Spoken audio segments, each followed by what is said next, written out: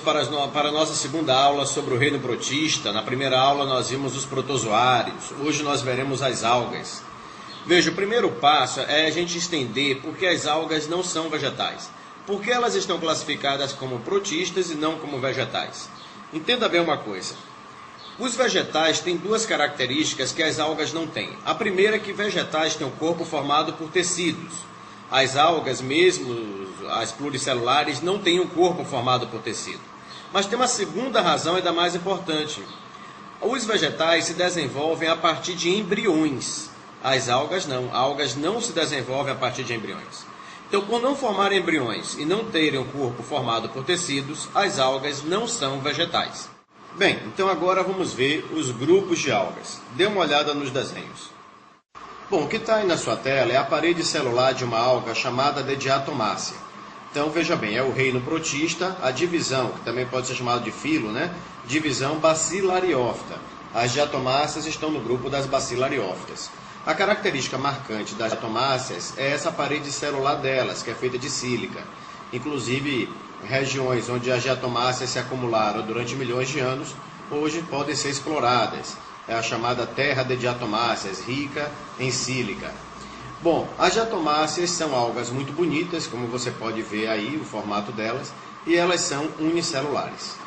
Bem, essa outra alga que está aí na sua tela é um dinoflagelado. Os dinoflagelados estão no grupo das dinófitas, reino protista, divisão dinófita. Os dinoflagelados costumam cair em algumas questões de vestibulares, de provas, porque eles causam um fenômeno chamado de maré vermelha, que inclusive em 2007 e agora em 2008, esse fenômeno da maré vermelha tem afligido a Baía de Todos os Santos.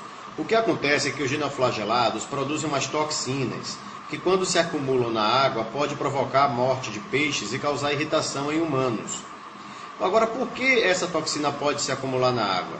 Geralmente o que acontece é o seguinte, um fenômeno ecológico chamado de eutrofização. Ou seja, ocorre o lançamento de esgoto orgânico na água do mar. Esse esgoto de banheiro, fezes, comida, restos de comida, esse tipo de coisa, tem nutriente.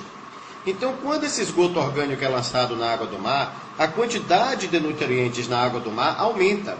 E com mais nutrientes, os dinoflagelados se reproduzem mais intensamente. Ocorre um acúmulo de dinoflagelados e, por consequência, um acúmulo de toxinas.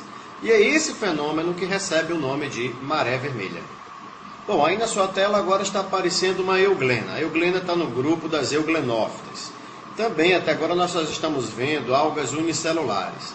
Uma característica interessante da euglena é que se você fornecer luz, ela faz a fotossíntese e se comporta como um organismo autótrofo. Mas se você não fornecer luz, ela vai se alimentar de uma matéria orgânica já pronta e se comportar como se fosse um organismo heterótrofo. Quando você tem um ser vivo que é autótrofo e heterótrofo ao mesmo tempo, você diz que ele é mixotrófico. E é isso que uma euglena é. Bom, essas algas são as algas verdes, também chamadas de clorofíceas. Existem algas verdes que são unicelulares e algas verdes que são pluricelulares. Uma informação muito importante sobre as algas verdes, que você não pode deixar de saber, é que foram elas que deram origem ao reino vegetal. Isso é bastante cobrado em vestibulares. O reino vegetal teve origem a partir do grupo das algas verdes. Então elas têm uma importância evolutiva bastante grande. Bem, essas são as algas vermelhas, também chamadas de rodophyces. O que dá essa cor vermelha para ela é um pigmento chamado de ficoeritrina. Elas podem ser unicelulares ou pluricelulares, mas a maioria delas é pluricelular. Bem, para terminar, nós temos essas algas marrons, também chamadas de feofícies. Elas são apenas pluricelulares, não existe feofícia unicelular. Veja bem, se você pegar um livro didático de biologia, ou essas tabelas trazendo algas, você verá que cada grupo desse de algas tem uma certa composição de pigmentos. Então, tal alga tem clorofila A e B, a outra clorofila A e C, a outra tem carotena, a outra tem ficoeritrina, fucoxantina, tem toda essa chatice. Aqui na Bahia, os vestibulares não cobram isso dessa maneira, a ponto de você ter que saber qual pigmento cada grupo de alga tem. Mas tem algo sobre isso que você tem que saber. Primeiro, observe que todas as algas possuem a clorofila A. pode variar quanto aos outros pigmentos, mas todas elas têm a clorofila A. A questão é por quê? A clorofila A surgiu lá no reino Monera, com as cianobactérias. O que acontece é que as cianobactérias foi que se transformaram no que hoje nós chamamos de cloroplastos. Então, o que hoje nós chamamos de cloroplastos, no passado eram as cianobactérias. E elas já apresentavam a clorofila A. Então, hoje em dia, todos os cloroplastos possuem clorofila A. Agora, veja bem, uma outra situação.